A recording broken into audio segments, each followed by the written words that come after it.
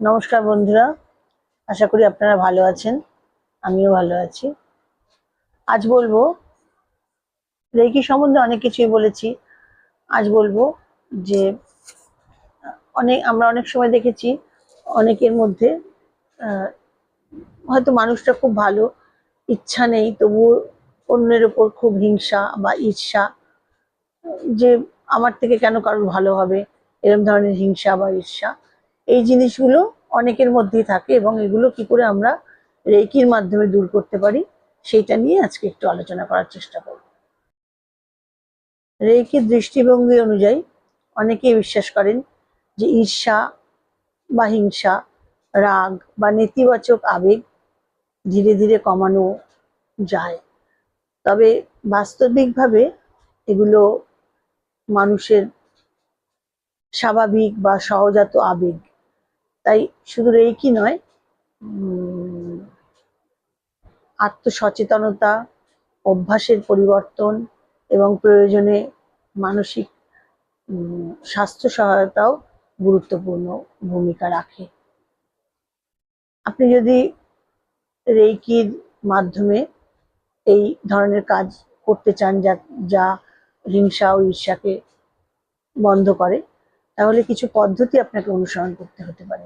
যেমন ধরুন, হৃদয় চক্র বা হার্ট চক্র, যেটা আমাদের বুকের মাঝখানে থাকে, সেখানে দুই হাত বুকের মাঝখানে রাখতে হবে প্রথমে, এবং 10 থেকে 15 মিনিট রেকি দিতে হবে। যারা ফার্স্ট ডিগ্রি শিখেছেন তারা স্পর্শ করবেন, যারা সেকেন্ড ডিগ্রি শিখেছেন তারা সিম্বল দেবেন, এবং মনে মনে বলতে হবে যে আমার হৃদয় ভালোবাসা, করুণা ও কৃতজ্ঞতায় পূর্ণ, আমি অন্যের সাফল্যে আনন্দিত হই।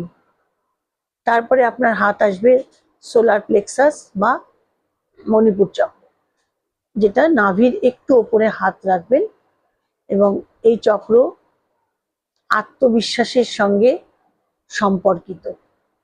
আত্মবিশ্বাস বাড়লে অন্যের প্রতি ঈর্ষাও কমে বলে আমরা মনে করি।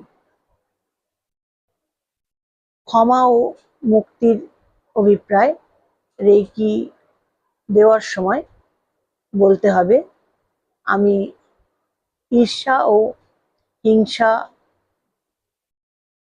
তুলনার সমস্ত শক্তিকে ভালোবাসা ও আলোতে সমর্পণ করছি। আমি নিজেকে এবং সকলকে আশীর্বাদ করি।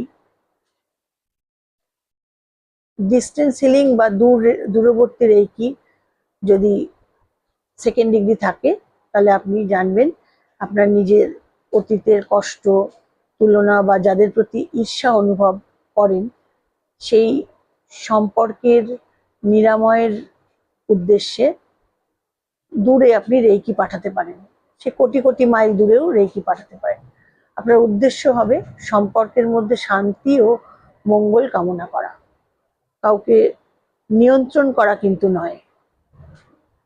দৈনিক কৃতজ্ঞতা অনুশীলন রেকি শেষে যেরকম আমরা দিই, নিজের জীবনের 5টি বিষয়ের জন্য কৃতজ্ঞতা প্রকাশ করতে হবে। এতে মন ধীরে ধীরে অভাব থেকে প্রাচুর্যের দিকে যেতে সাহায্য পায়। মনে রাখবেন, যদি ঈর্ষা বা হিংসা এতটাই তীব্র হয় যে তা আপনার সম্পর্ক, কাজ বা মানসিক শান্তিকে কোনোভাবে দীর্ঘদিন ধরে প্রভাবিত করে, তাহলে একজন মানসিক স্বাস্থ্য পেশাদারের সঙ্গে কথা বলে উপকার পেতে পারেন। তবে রেকি একটি আধ্যাত্মিক বা পরিপূরক অনুশীলন হিসেবে অনেকের কাছে সহায়ক মনে হয়, কিন্তু এটি চিকিৎসার বিকল্প নয়। আপনি চাইলে আমি ঈর্ষা ও হিংসা দূর করার জন্য 7 মিনিটের একটি সারা চক্রকে মেডিটেশন করার একটি কথা আপনাকে বলতেও পারি, বা কিন্তু সেখানে ঠিকঠাক উপযুক্তভাবে অ্যাফার্মেশন বা যে ঠিক মতন আমি অ্যাফার্মেশন না দিতে পারলে তাহলে ঠিক কাজটা ঠিক মতন হবে না। তাই জন্য এটা আপনি চিকিৎসকের সঙ্গে কথা বলবেন, এবং অবশ্যই বিকল্প চিকিৎসা হিসেবে রেইকিকে ব্যবহার করতেই পারেন, এবং তাতে অনেক উপকার পাবেন। ভালো থাকবেন, সুস্থ থাকবেন, আনন্দে থাকবেন, এবং আমার চ্যানেল ভালো লাগলে আমার চ্যানেলটিকে সাবস্ক্রাইব করবেন, লাইক শেয়ার করে পাশে থাকবেন। নমস্কার।